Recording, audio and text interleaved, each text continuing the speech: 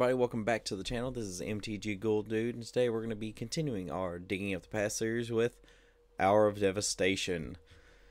So a little bit about Hour of Devastation. It is our 75th Magic expansion and the second in the Amonkhet block. It was released on July 14th of 2017 and is the small expansion. The expansion symbol represents the horns of Nicol Bolas, while the previous set mostly was a top-down design inspired by Egypt with the top-down Bolas. Hour of Devastation is mostly top-down Bolas with some Egypt. So, starting with Hour of Devastation, R&D actually pulled back significantly on how often Gatewatch Planeswalkers appear as cards. The non-foil art basic lands were previewed in the Arch Enemy Nicol Bolas set also. So, let's go ahead and get into it a little bit. Disposal Mummy. For 2 and a white, it's a 2/3 zombie jackal, continuing the theme of making the toughness just a little bit better. And when it enters the battlefield, exile target card from an opponent's graveyard. So if you can flicker that, you can keep getting the good effect of exiling cards from your opponent's graveyards. Select cards. Dutiful Servants. For 3 and a white, this is like the after effects of Bolas coming back. So this is basically those who serve, but with an extra toughness. Kind of, sort of, and an extra mana. Instead of a 2/4, it's a 2/5. Mummy Paramount. For 1 and a white, it's a 2/2 zombie. Whenever another zombie enters the battlefield under your control, Mummy Paramount gets +1/+1 to end a turn. This could actually be a good one, another good one, along with kind of like the Binding Mummy. Especially if you can give all your creatures trample or double strike or something. Because I'll bring it up again. Army of the Damned, if you play that and you have this out, it just becomes a 15/15. And like I said, with double strike or trample, that can get ridiculous.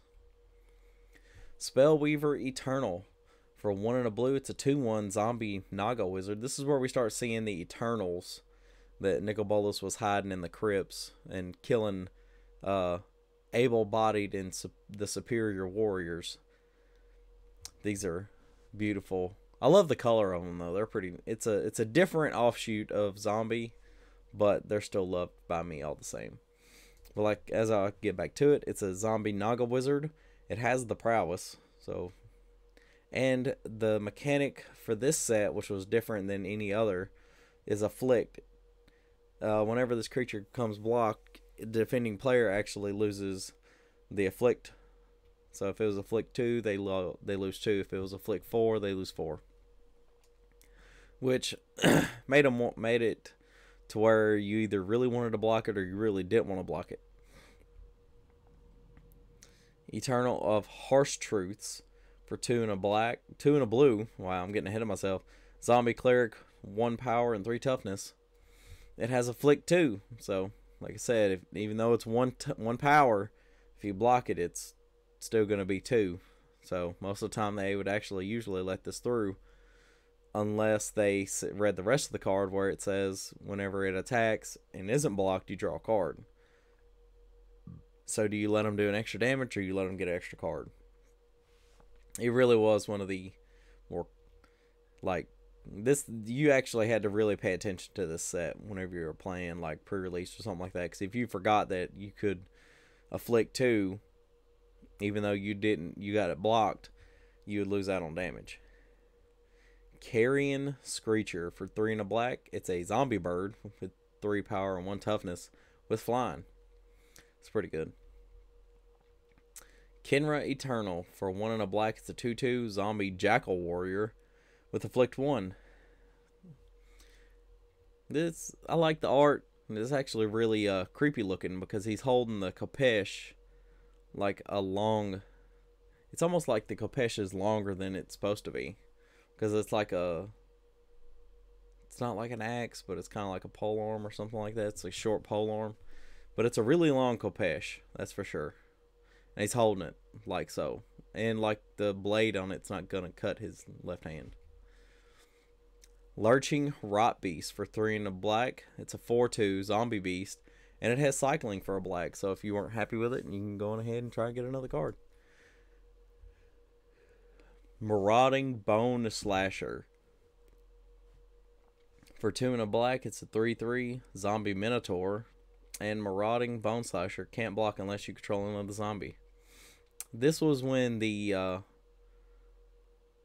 whatever that force field that was keeping the bad zombies out, or it was the ones that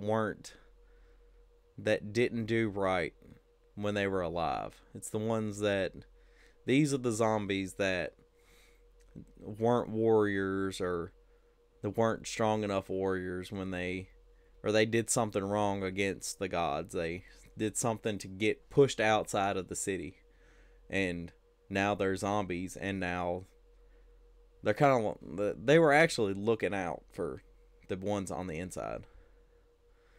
Moaning Wall. For 2 and a black, it's a zombie wall, 0/5 with Defender and Cycling 2.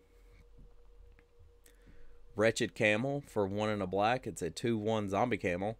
And when it dies, if you control a desert or there is a desert card in your graveyard, target player discards a card.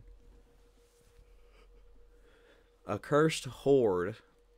So for 3 and a black, it's a 3/3, and it has the ability for 1 and a black, target attacking zombie gains indestructible to end a turn. And then it describes indestructible. But I would like to think that this art right here is the moment where the protective wall came down, and this zombie that's in front and center of the art is grabbing a hold of something of your jewelry or something. That's the way I like to think of this art.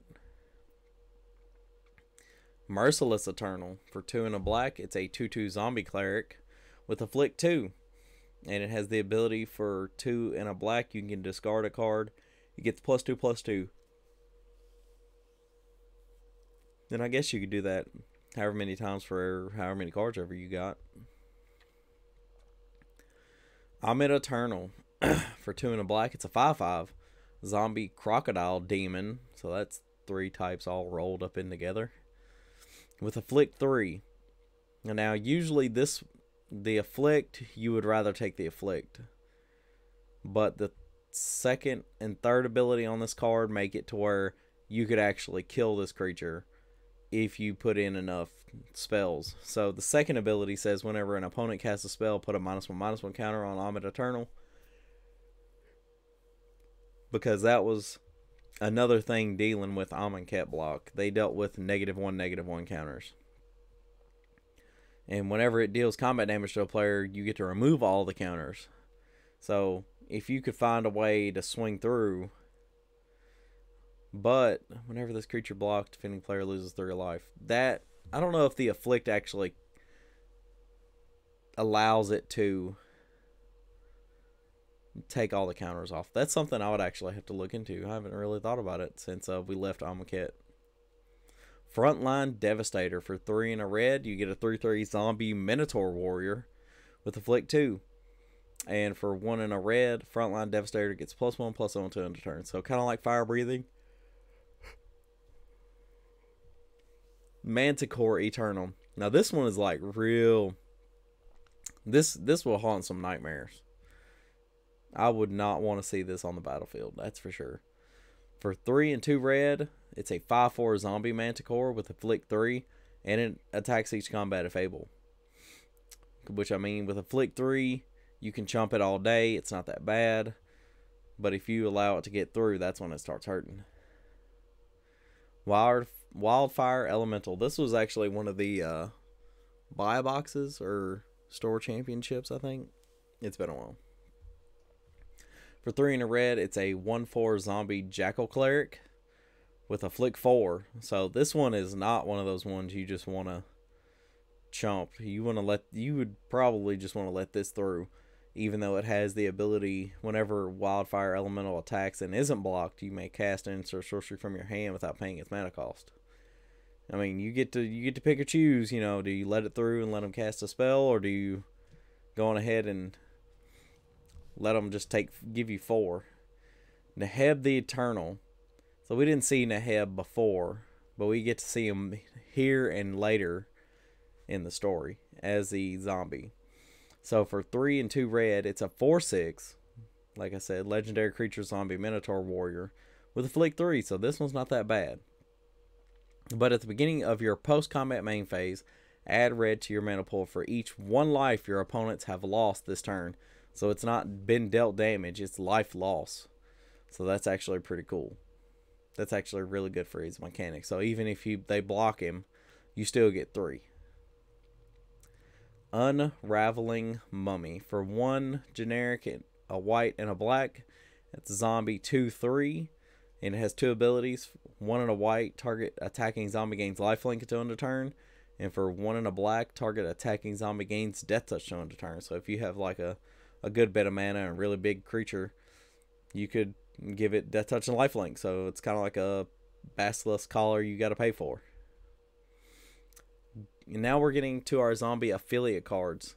Starting with God Pharaoh's Gift for 7 Hulkin mana. It's an artifact. That's a lot of mana. At the beginning of combat on your turn, you may exile a creature card from your graveyard. If you do, create a token that's a copy of that card, except it's a 4/4 black zombie. It gains haste until end of turn. So basically, for 7 mana, you're able to dig something out of your graveyard, exile it, and make a 4/4 of it. So if it was a 1/1, it's now a base power and toughness 4/4, which is pretty good for some of your lower power creatures. Unconventional Tactics. For 2 and a white, it's a sorcery. And target creature gets +3/+3 and gains flying until end of turn. It's kind of like a pump jump, but it's pumpier. And it comes back. Because whenever a zombie enters the battlefield under your control, you may pay a white. If you do, return it from your graveyard to your hand. So you can give another creature flying and +3/+3. Hour of Eternity. For 2 X's and 3 blue, it's a sorcery. Exile X target creature cards from your graveyard. For each card exiled this way, create a token that's a copy of that card, except it's a 4/4 black zombie. So this is something I didn't read until later, and I still slept on that. I sleep on this card a lot.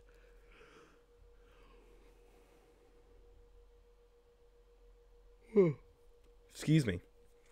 Because I thought it just made 4/4 black zombies. I didn't know it made copies of the cards you exiled. So to me, this card just gets really good, especially if you only have like 2 or 3 good creatures. For 2, it's 2, 4, 5, 6, 7. And that may seem overcosted, but if you're playing like Elish Norn, or you're playing like a really good X blue deck, or you could be playing blue, black, green, and if you got some really good creatures in your graveyard, well, they just became 4/4s, and you might not need them anymore for that purpose. You might have just needed them for that one. Hour of Promise. For 4 and a green, you search your library for up to 2 land cards, put them onto the battlefield tapped, and then shuffle your library. Then if you control 3 or more deserts, create 2 2/2 black zombie creature tokens. The Scarab God. This is the man. This was the hotness whenever he first came out. This was everybody's favorite zombie commander. Still may be, but Wilhelt has in recent years overtaken him in his spot. But he was the peak of zombie decks in his day. For 3 a blue and a black, he is a 5 and expensive. Oh, he was expensive as a card. He's a 5/5 legendary creature god. At the beginning of your upkeep, each opponent loses X life, and you scry X, where X is the number of zombies you control. That's the beginning of each upkeep. So people were playing like Paradox Haze, where you would get an extra upkeep so you can make them lose the life and scry again. This is pretty good. For 2 a blue and a black, exile target creature card from a graveyard, create a token that's a copy of it, except it's a 4/4 black zombie. When the Scarab God dies, return it to its owner's hand at the beginning of the next end step. So unless they exiled, they killed it, you could bring it back to your hand. You almost never pay commander tax for this guy. And another thing they were doing with this card is they were using a card called Training Grounds, which takes 2 generic mana off of an activated ability of creatures. And they were using this just to be able to reanimate creatures for a blue and a black. And plus, it's not just your graveyard, it's everybody's graveyard, so everybody's got something good. they all can start feeling bad. Dunes of the Dead is a land desert that taps for colorless mana, and when it is put into a graveyard from the battlefield, create a 2/2 black zombie creature token. I love the art in Almond Cat block and stuff like that, because you see these little details like the sandstorm in the back coming in, or the tombs being uncovered by the winds, and now this person that has been dead is being awakened, because usually, if you notice, they have hands in the coffin where you would hold your hands together like you were asking for forgiveness. But now you can see that he is now free, and he is starting to come out of the coffin. But that's going to be it for today, guys. I really appreciate it. I appreciate all the likes, the comments, the subscribers. If you are not subscribed, please consider subscribing. It helps out a lot. But that's going to be it for today. I really appreciate it. I can't say it enough. And I will see you guys next time in the graveyard.